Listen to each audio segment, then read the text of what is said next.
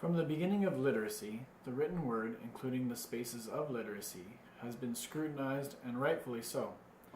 Literacy and literate spaces change the spaces we live in. As literate spaces evolve, so does culture, and in turn has the potential to influence other cultures. A new technology does not add or subtract something. It changes everything. In the year 1500, 50 years after the printing press was invented, we did not have old Europe plus the printing press. We had a different Europe. The spaces in which we write has decentralized power over the past 700 years. Church and state were the bastions of knowledge prior to the printing press. Religion and politics reigned supreme, and much literature was focused within this realm. To be a writer during medieval times meant you were most likely a member of clergy or of upper nobility. As we moved through the industrial ages, advances in technology saw an increase in efficiency of writing and the tools with which to do so. As the cost of writing tools and technology fell throughout the industrial ages, more and more people could afford to write. The push to record business led to a demand for literacy in the workforce, and in turn, a thrust to educate the masses to read and write. The drive to educate youth during the early 1900s in North America, as well as many other countries around the world, further led to an increase in literacy.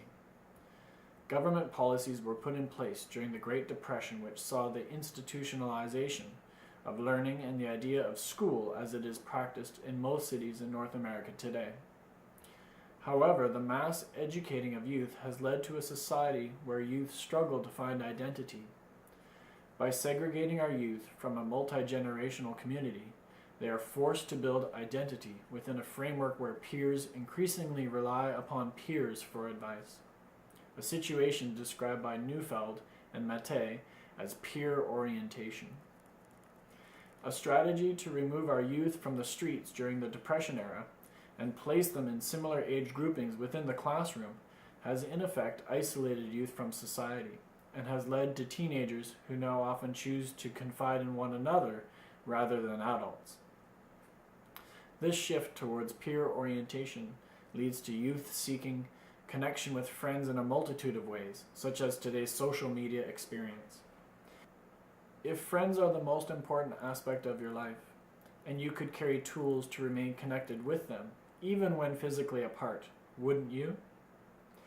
One of the primary risks of staying connected, as described by Amber Case, is a lack of reflective time. Self-reflective time is necessary to build identity of self. Without intention, youth who strive to find identity essentially avoid formation of the self by remaining connected 24/7.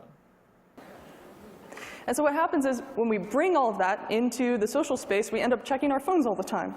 So we have this sort of thing called ambient intimacy. It's not that we're always connected to everybody, but at any time we can connect to anyone we want. And if you were able to print out everybody in your cell phone, the room would be very crowded. These are all the people that you have access to right now. In general, all of these people, all your friends and family that you can connect to. And so there are some psychological effects that happen with this.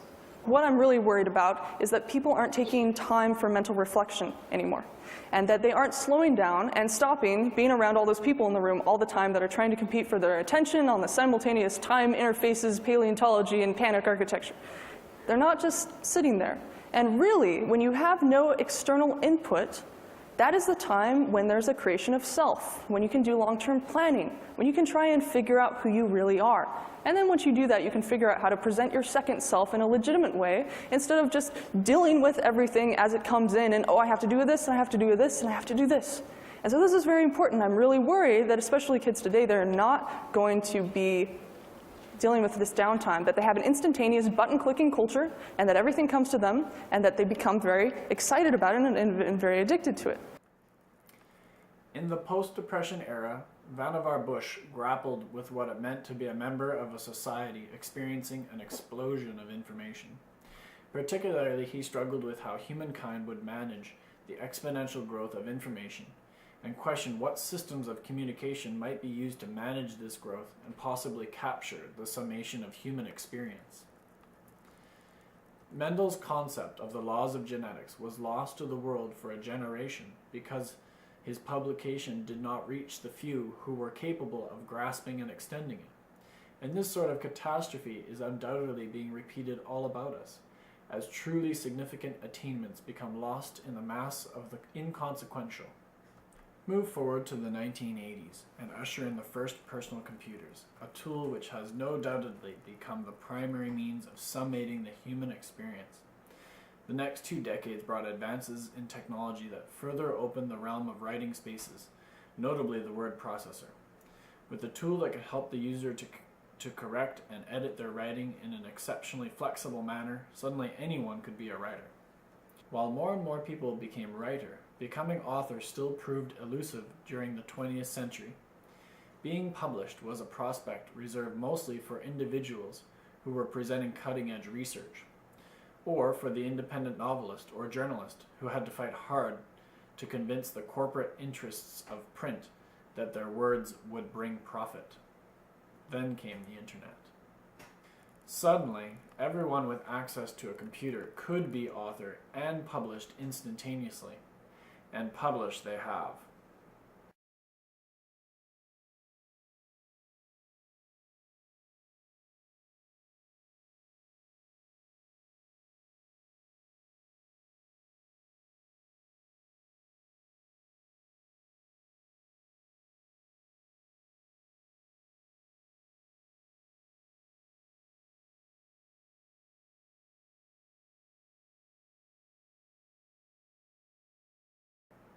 Where does social media fit within the author-audience dichotomy? Does social media afford value to education? Heavily researched, a battle rages on between the proponents for use of social media in education and those who criticize social media and voice concern over the seemingly haphazard adoption of technologies in general. Today's debate often comes dangerously close to what Chandler describes as linguistic determinism, according to which our thinking is determined by language, a theory which links it to certain forms of technological determinism. Such binary thinking infers that one mode of learning or development is superior to another. These great divide theories tend to suggest radical, deep, and basic differences between modes of thinking in non-literate and literate societies. At the risk of structuring a simplified technological determinist viewpoint, let's enter a virtual debate of the pro-social media versus the critics of social media to illuminate the affordances of literacy in social spaces. In the videos which follow, you will be introduced to 2 extremes of thought. You may choose either video to start with. It's now up to you to decide if social spaces effectively help or hinder literacy.